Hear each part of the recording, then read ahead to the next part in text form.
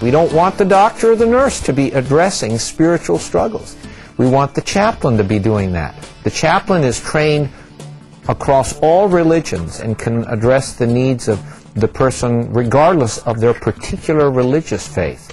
So a chaplain is a very well-trained person who is specially trained to deal with these issues regarding meaning and purpose and control from many different religious perspectives.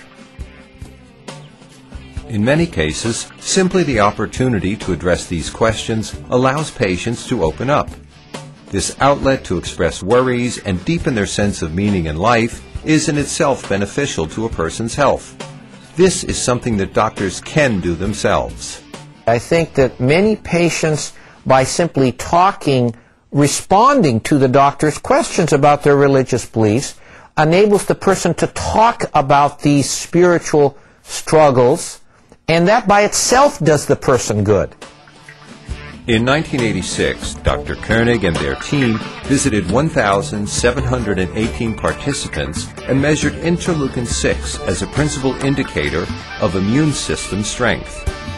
The results of this research is worthy of note. Among those who never attended religious services, 15.7% had indications of weak immune systems. Among those who attended services at an intermediate degree, 11% had indications of weak immune systems. Among those who attended religious services regularly, such as at least weekly, only 8.8% had indications of weak immune systems. We have shown in studies here at Duke that when patients are experiencing religious or spiritual struggles and they're sick, that adversely affects their survival. We've been able to show that mortality rate is significantly higher among people who are having these spiritual struggles that are not being attended to or not being addressed. Dr. Thomas Oxman studied cardiac surgery patients at Dartmouth University. Among 232 patients, none of the 37 people who described themselves as deeply religious died after the surgery, whereas among those who never attended religious services or rarely attended, 12% died. Besides his studies in faith and health, Dr. Koenig is interested in the positive effects of faith in different age groups. While the elderly take comfort in the hopes expressed in the world's great religions, faith affects youth in different ways. Adolescence can be a very difficult time, especially in the modern day, where there are many attractive but potentially harmful possibilities. Faith can guide the energy of youth in positive directions. Children can also experience the positive effects from spiritual belief.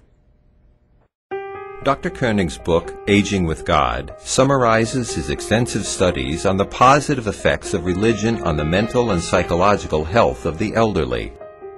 When the elderly have a strong faith and take interest in the spiritual aspects of life, they experience many positive effects that reach into many aspects of their lives.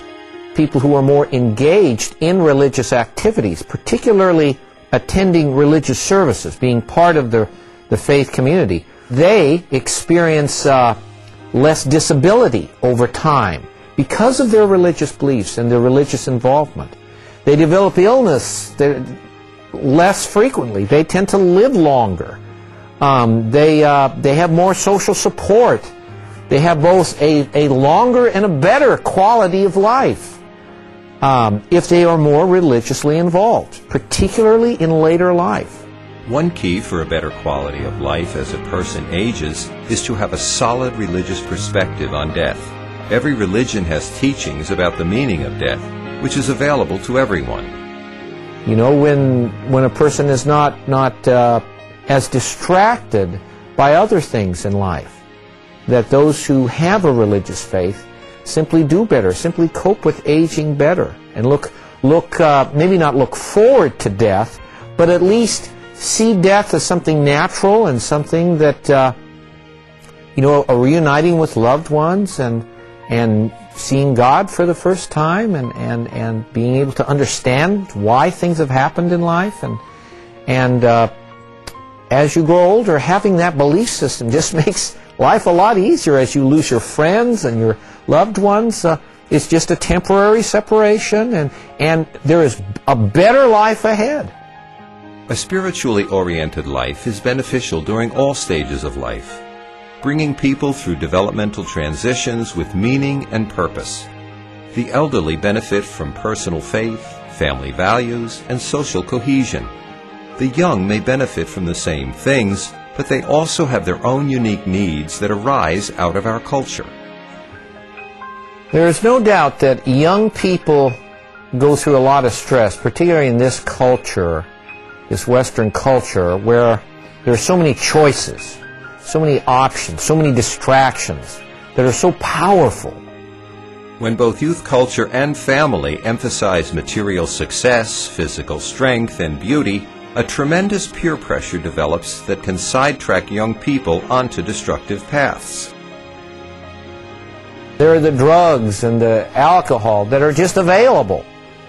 And there's no question that having religious background, that having some religious training from their family or in school, that this makes a big difference. Study after study has shown that the more religious young person is less likely to use drugs, use alcohol. The more religious youth sleeps better at night, studies have shown.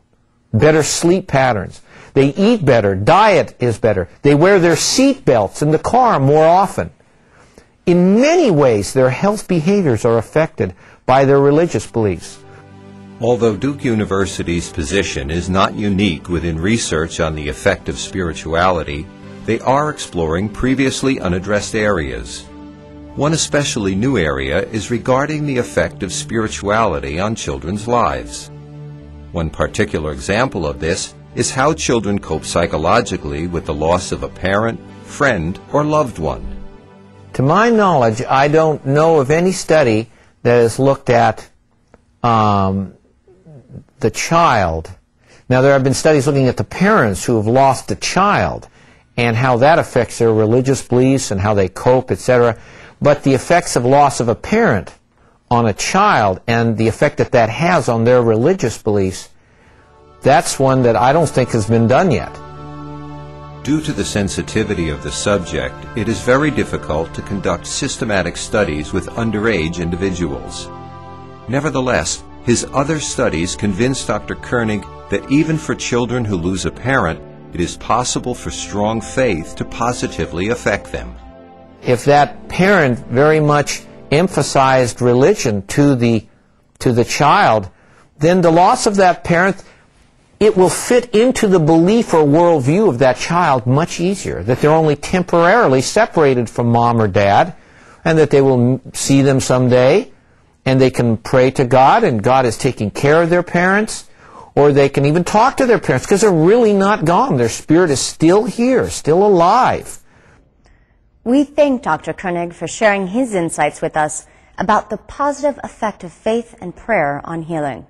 We hope you enjoyed this episode. For Matter and Beyond, I'm Laura Wells. Until the next time.